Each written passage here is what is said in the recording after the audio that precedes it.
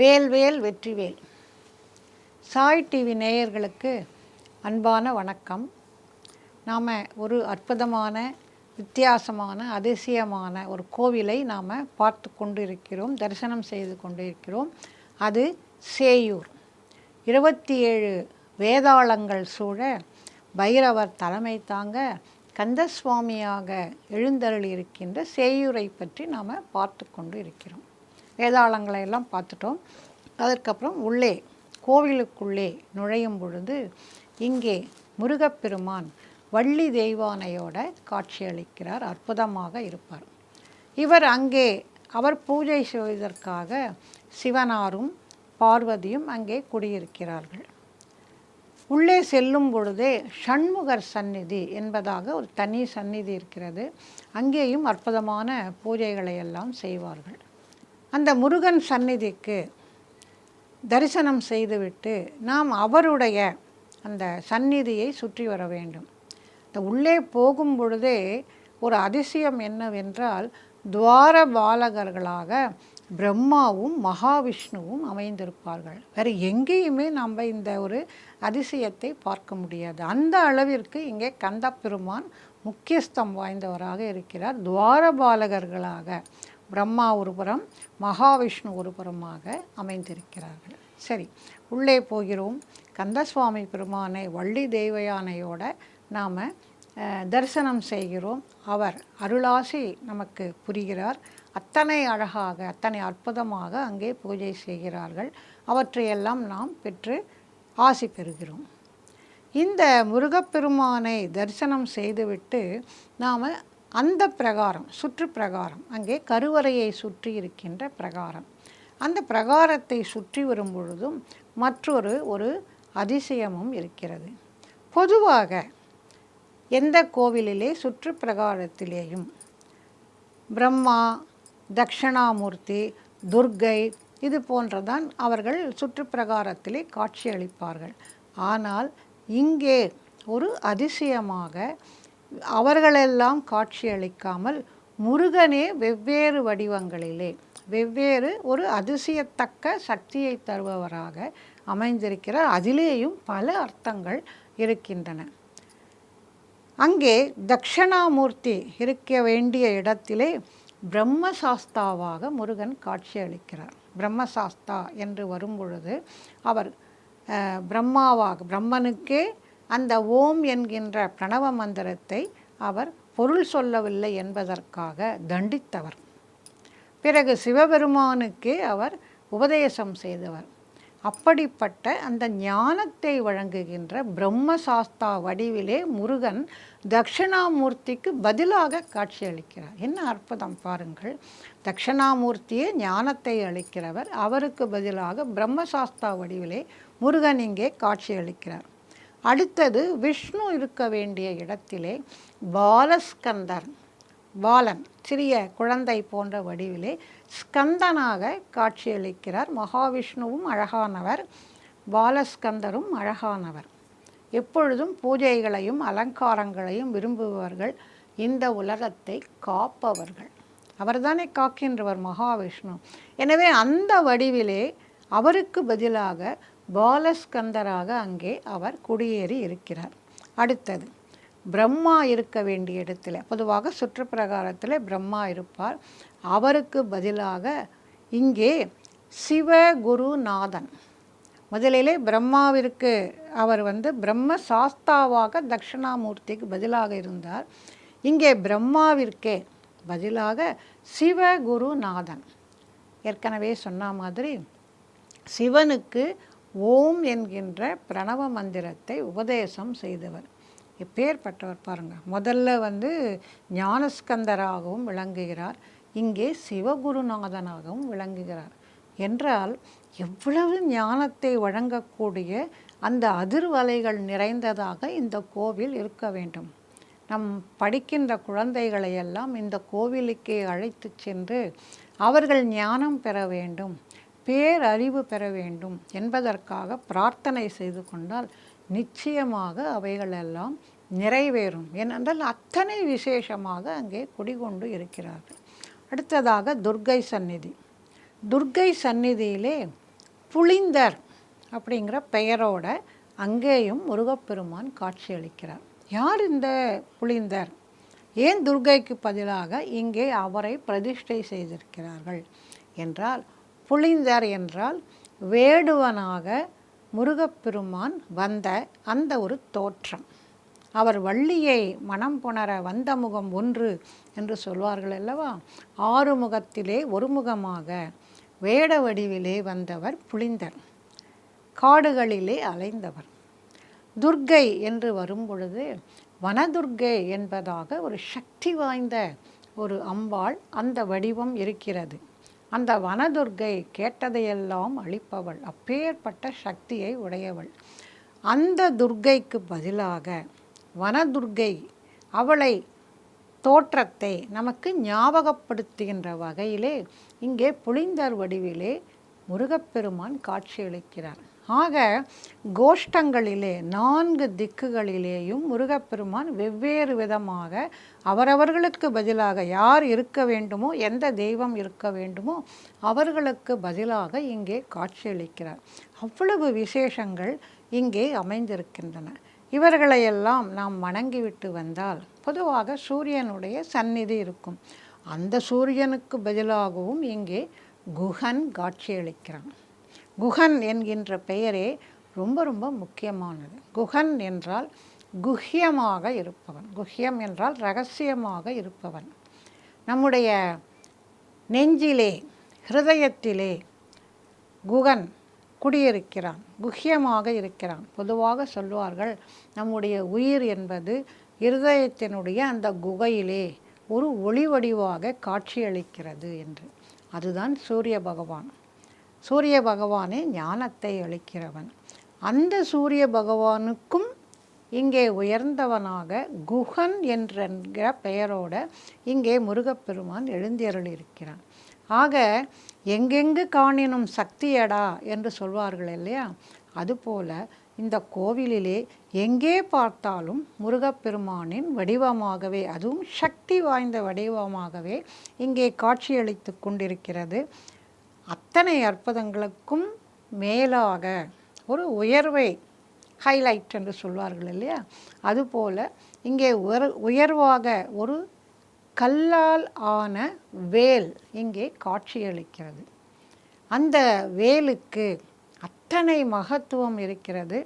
அந்த இடத்திலே நிறைய பேர் சத்ரு சம்ஹார பூஜைகளெல்லாம் செய்து கொண்டு இருப்பார்கள். அவ்வளவு விசேஷமான அந்த கல்லாலான வேலை அனைவரும் வணங்குகிறார்கள். இவ்வளவு சிறப்பு அந்த கோவிலிலே இருப்பதை நாம் உணரலாம். மிக அற்புதமாக இந்த சேயூர் கோவில், சேயூர் அப்படின்னு சொன்னாலே சேய் அப்படிங்கிறது முருகனை குறிக்கிறது. சேய் என்று சொன்னால் குழந்தை என்கின்ற பெயரிலும் நாம் எடுத்துக்கொள்ளலாம்.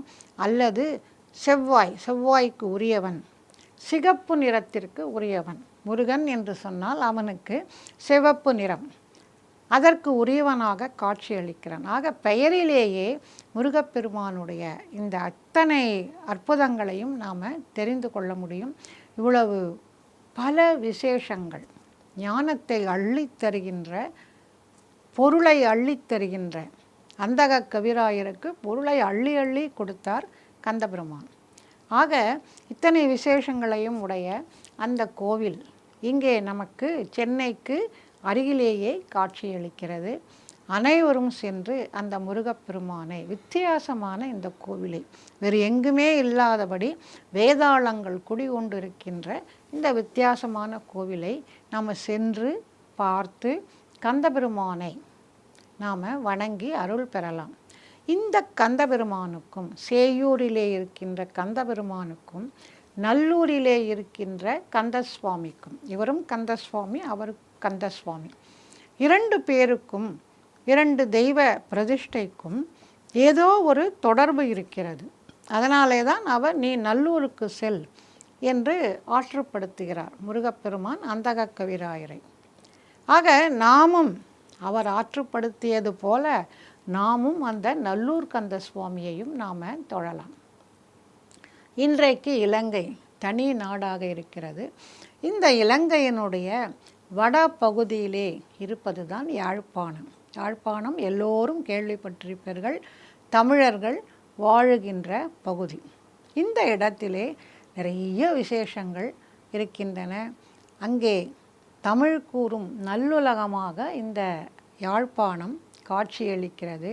நிறைய சைவ மடாதிபதிகள், மிக பெரும் தமிழ் ஆர்வலர்கள், பண்டிதர்கள் இங்கே தோன்றி தமிழை செழிக்கச் செய்தார்கள்.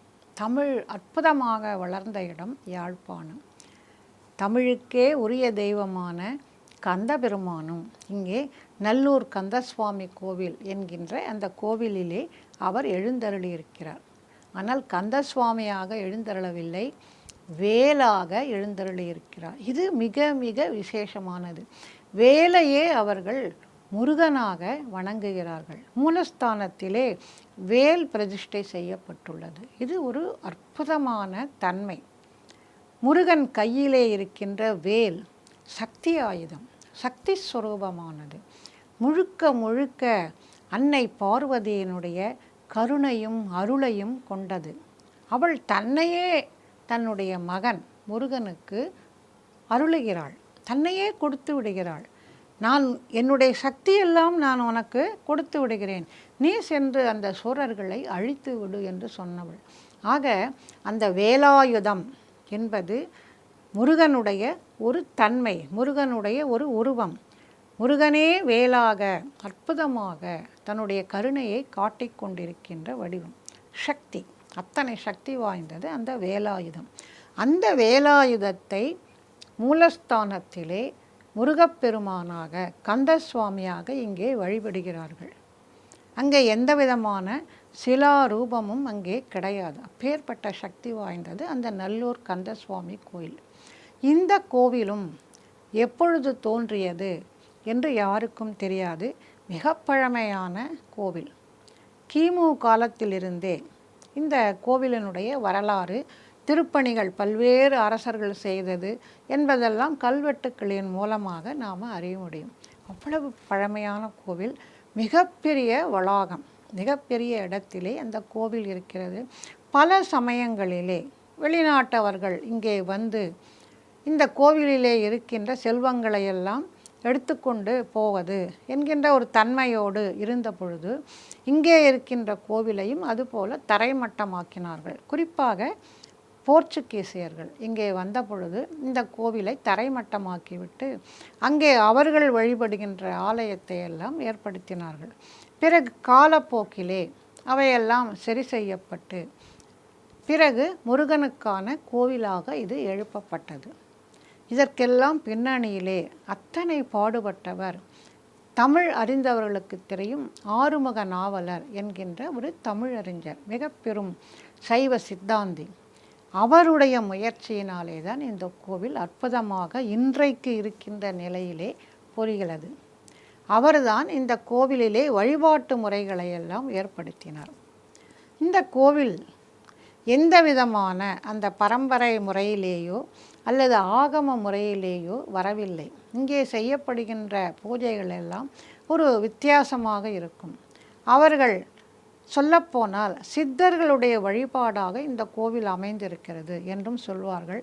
இங்கேயும் ஒரு சித்தர் சமாதி ஆகியிருக்கிறார், அதனால்தான் இவ்வளவு சக்தி இந்த கோவிலுக்கு இருக்கிறது என்று சொல்வார்கள். பல சமயங்களிலே காலந்தோறும் எப்படி வெளிநாட்டவர்களெல்லாம் வந்து அந்த கோவிலை அழித்தார்களோ அதே போல அங்கே இலங்கையிலே போர் நடந்த பொழுது கூட இந்த கோவில் பலவிதமான இன்னல்களை, பலவிதமான சிரமங்களை அடைந்தது. ஆனால் ஒரு ஃபீனிக்ஸ் பறவை அந்த சாம்பலிலிருந்து எழுவது போல இங்கே கந்தசுவாமி பெருமானுடைய கோவிலும் அவர்களுடைய பக்தர்களின் அந்த அன்பின் காரணமாக, பக்தியின் காரணமாக மீண்டும் மீண்டும் மீண்டும் அவை உயிர்த்தெழுந்தது. இன்றைக்கு பார்த்தால் அவ்வளவு அற்புதமாக இருக்கிறது அந்த நல்லூர் கந்தசுவாமி கோயில். மிகப்பெரிய வளாகம், அத்தனை அற்புதமான பூஜைகள், அவ்வளவு சக்தி. குறிப்பாக இங்கே இந்த தேரோட்டம், இவைகளெல்லாம் கந்தசஷ்டி அப்பொழுதும் சரி, பிறகு 6 நாட்களிலே அவ்வளவு அற்புதமாக இவர்கள் செய்வார்கள். தைப்பூசம் அன்றைக்கு இங்கே தேரோட்டம் நடக்கும். லட்சக்கணக்கான மக்கள் இந்த தேரோட்டத்திலே கலந்து கொண்டு அரோகரா அரோகரா என்று அந்த மெய்சிலிருக்கின்ற வகையில் அதையெல்லாம் நாம் காணொளியிலே நாம் பார்த்தால் அவ்வளவு அற்புதமாக இருக்கும். அந்த தேரிலேயும் வேல் தான் இருக்கும். அந்த வேல் முருகப்பெருமான் மட்டுமல்ல, வள்ளியும் சரி தெய்வயானையும் சரி அவர்கள் இருவருமே வேல் வடிவத்திலே தான் அங்கே இருப்பார்கள். அப்படி என்றால் அது எவ்வளவு சக்தி என்பதை நாம் அறிந்து கொள்ளலாம். அந்த வேலாக அங்கே குடிக்கொண்டு அவர்கள் தேரிலே வருவதையும் லட்சக்கணக்கான மக்கள் அந்த தேரோட்டத்திலே கலந்து கொள்வதையும் நாம் அங்கே பார்க்கலாம். இந்த வள்ளி தெய்வயானை இவர்கள் இருவரும் நம்ம இங்கே சொல்கிற மாதிரி இலங்கையில் சொல்வதில்லை. அவர்களை எப்படி அழைக்கிறார்கள் அப்படின்னு சொன்னால் கஜவல்லி மகாவல்லி என்பதாக அழைக்கிறார்கள். அவர்களுக்கும் அங்கே அந்த வேல் வடிவிலே காட்சியளிக்கிறார்கள். அதே போல் மாதப்பிறப்பு அன்று சிறப்பாக அங்கே ஹோமங்கள் எல்லாம் யாகங்களை எல்லாம் செய்து வருகின்ற அத்தனை பேருக்கும் அவர்கள் அந்த அபிஷேகம் செய்த பால் தீர்த்தங்களை எல்லாம் வழங்குகிறார்கள். அதற்கென்று ஒரு கூட்டம் இருக்கும். அவ்வளவு பக்தியோட அந்த கோவில் பூஜை செய்யப்படுகிறது. அந்த காட்சிகள் அற்புதமாக இருக்கும். இந்த நல்லூர் கந்தசுவாமி கோவிலை போலவே அதற்கு அருகிலேயே மற்றொரு கோவிலும் இருக்கிறது, மாவிட்டாபுரம் கந்தசுவாமி. பாருங்கள், இங்கே வரிசையாக எல்லாமே கந்தசுவாமி என்றே வருகிறது. கருணையுடன் கூடிய கந்தசுவாமி. இந்த நல்லூர் கந்தசுவாமியை வணங்கிவிட்டு மாவிட்டாபுரம் அருகிலே தான் இருக்கிறது. நிறைய பேருக்கு அது தெரியாது. இலங்கைக்கு செல்கிறவர்கள் நல்லூர் கந்தசுவாமியை வழிபடுவார்கள். பிறகு கதிர்காம முருகனை வணங்குவார்கள். அதுவும் கூட கண்டி கதிர்காமம் என்று சொல்வார்கள். கண்டிக்கும் கதிர்காமத்திற்கும் எந்த விதமான சம்பந்தமும் கிடையாது. கண்டி என்பது புத்த மதத்தினருக்கு உரியது. கதிர்காமம் நம்முடைய இந்துக்களுக்கு உரியது. முருகப்பெருமான் எழுந்தருளி இருக்கின்ற இடம். ஆக இந்த கந்தசுவாமி நல்லூரிலே எழுந்தருளி இருப்பது போல பக்கத்திலேயே ஒரு 10-15 நிமிட பயண தூரத்திலே எழுந்தருளி இருக்கிறார் மாவிட்டாபுரம் என்கின்ற இடத்திலே. இந்த கந்தசுவாமி கோவிலையும் நாம் தரிசனம் செய்ய வேண்டும். மிக மிக அற்புதங்கள் நடந்த இடம் இந்த கோவில். இந்த கோவிலுக்கு பக்கத்திலே தான் நகுலேஸ்வரம் ஈஸ்வரம். இலங்கையிலே இருக்கின்ற பஞ்ச சிவக்ஷேத்திரங்களிலே ஒரு க்ஷேத்திரமாக விளங்குவது நகுலேஸ்வரம். நகுலம் என்று சொன்னால் கீரி என்று அர்த்தம். இந்த இடத்திற்கு தமிழிலே கீரிமலை என்கின்ற பெயரும் உண்டு. நீங்கள் எல்லோரும் கேள்விப்பட்டிருப்பீர்கள் காங்கேயன் துறைமுகம் என்று. இந்த காங்கேயன் துறைமுகத்தில் அதை ஒட்டிதான் இந்த கீரிமலை என்பதும் நகுலேஸ்வரமும் அமைந்துள்ளது. இங்கே ஒரு அதிசயம் நடந்தது. ஒரு முனிவர் மிக பழங்காலத்தில், இந்த கோவில்களெல்லாம் எப்பொழுது தோன்றியது அப்படிங்கிறதே தெரியாது, அவ்வளவு பழமையான கோவில்கள். இராமாயணத்திற்கும் முற்பட்டவை. ராமன் சென்று வணங்கிய கோவில்கள். ராவணனை வதம் செய்த பிறகு அவருக்கு பிரம்மஹத்தி தோஷம் பிடித்த பொழுது ராமேஸ்வரத்திலே வந்து வழிபடுகிறார். அது நமக்கு தெரிந்தது. ஆனால் அதற்கு முன்பாகவே இலங்கையிலேயே அவர் 5 கோவில்களிலே சென்று வழிபடுகிறார். அந்த 5 கோவில்கள் பஞ்ச சிவக்ஷேத்திரம் என்று அழைக்கப்படுகிறது. அதிலே ஒன்றுதான் இந்த நகுலேஸ்வரம். அப்படி என்றால் இவைகளெல்லாம் இராமாயண காலத்திற்கும் 3 யுகங்களுக்கும் முன்பாக அமைந்த கோவில்கள் அப்படிங்கிறத நாம் தெரிஞ்சுக்கலாம். இந்த நகுலேஸ்வரம் இங்கே ஒரு முனிவர் வந்து வழிபடுகிறார், இந்தியாவிலிருந்து சென்று. ஏன் என்றால் அந்த முனிவருக்கு கீரி போன்ற முகம் அமைந்திருக்கிறது. பிறப்பிலேயே ஏதோ ஒரு தவறு நடந்திருக்கிறது, இயற்கையினால தவறு. அந்த கீரி போன்ற முகம் இருப்பதால் அவருக்கு கொஞ்சம் வருத்தம். எங்கே சென்றாலும் அனைவரும் கேலி செய்கிறார்கள் என்று. எனவே அதற்காக அவர் மனமுருகி பிரார்த்தனை செய்த பொழுது அப்பொழுது அவருக்கு மற்றொரு முனிவர் சொல்கிறார், இதுபோல் இலங்கையிலே ஒரு க்ஷேத்திரம் இருக்கிறது, அந்த இடத்திலே சென்று நீங்கள் பெருமானை சிவபெருமானை வழிபடுங்கள் என்று. சரி என்று அவர் கிளம்பி வருகிறார் இலங்கைக்கு. வந்துவிட்டு அந்த சிவன் கோவிலிலே இருக்கின்ற சிவனுக்கு அபிஷேகம் செய்வதற்காக அங்கேயே ஒரு குளத்தை ஏற்படுத்துகிறார். கீரிமலை தீர்த்தம் என்று இப்பொழுது அது வழங்கப்படுகிறது. என்ன அதிசயம் என்று சொன்னால், அதை ஒட்டியே ஒரு 5 அடி இடைவெளியில்தான் கடல் இருக்கிறது. அந்த கடல் உப்பாக இருக்கும் தெரியும். ஆனால் இந்த தீர்த்தம் என்பது நல்ல நீரை கொண்டதாக அமைந்திருக்கிறது. அது ஒரு அதிசயம். அந்த தீர்த்தத்தை ஏற்படுத்தி அவர் சிவனுக்கு அபிஷேகம் செய்து வழிபடுகிறார். காலப்போக்கிலே அவருடைய முகம் நன்றாக மாறிவிடுகிறது, அற்புதமாக ஆகிவிடுகிறார். அங்கேயே அவர் வாழ்ந்து சிவபெருமானை வழிபட்டு அவர் முக்தி அடைகிறார். இது ஒரு காலகட்டம். பிறகு சோழ நாட்டிலே ஒரு இளவரசி தோன்றுகிறாள். அவளுடைய முகம் குதிரை முகம் போல இருக்கிறது. அந்த இளவரசி என்று சொன்னாலே அழகானவள் என்பதாக அர்த்தம், மிகவும் அழகாக இருப்பாள் என்று. ஆனால் இவள் இப்படி இருப்பதனால வெளியவே வருவதே இல்லை. மரகதவல்லி என்று பெயர் அவளுக்கு.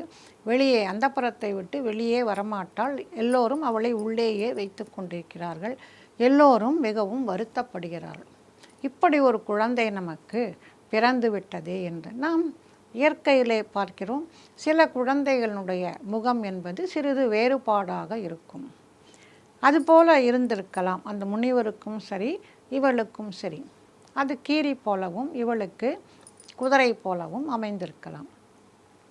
இப்படி இருக்கின்ற பொழுது இந்த முனிவருடைய கதையை யாரோ கேள்விப்பட்டு வந்து அரண்மனையிலே சொல்கிறார்கள். இதுபோல் ஒரு முனிவருக்கு அருள் பாலித்து அவருடைய முகமே மாறிவிட்டதாம், நம்முடைய இளவரசியும் அங்கே அழைத்து செல்லலாமே என்று.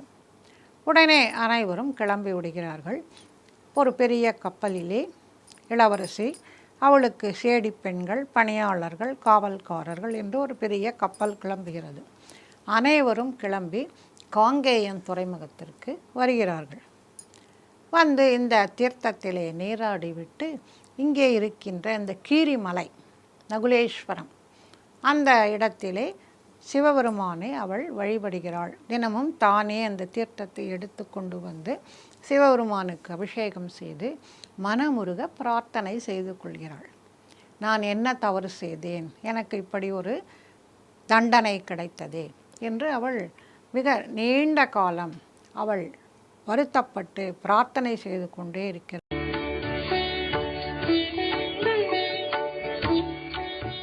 தமிழில் முதல் பக்தி சேனல் சாய் டிவி.